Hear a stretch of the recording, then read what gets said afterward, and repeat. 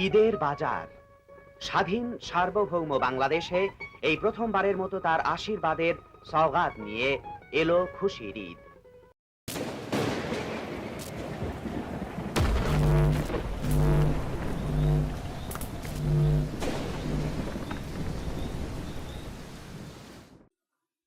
প্রতি বছরই দুইবার ঈদ পালিত হলেও ১৯৭২ সালের রোজার ঈদটি ছিল এদেশের মানুষের কাছে খুবই বিশেষ একটি ঈদ।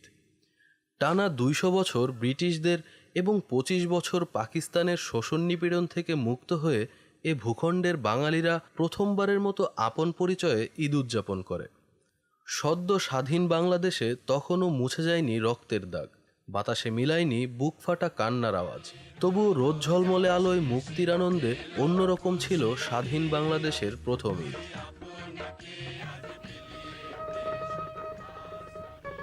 ঈদের বাজার।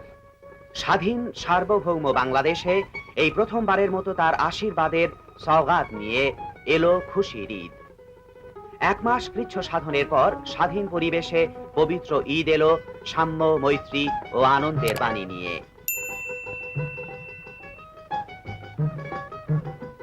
দেশের সকল মসজিদ ও ঈদগাতে অনুষ্ঠিত হলো ঈদের জামাত।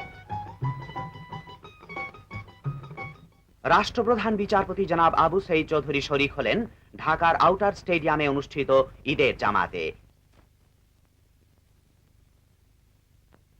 ধানমন্ডি ময়দানে সকলের সঙ্গে ঈদের নামাজ আদায় করলেন প্রধানমন্ত্রী বঙ্গবন্ধু শেখ মুজিবুর রহমান।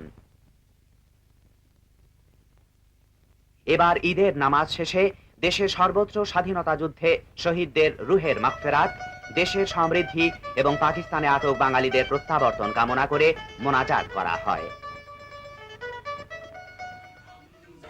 এবং পাশে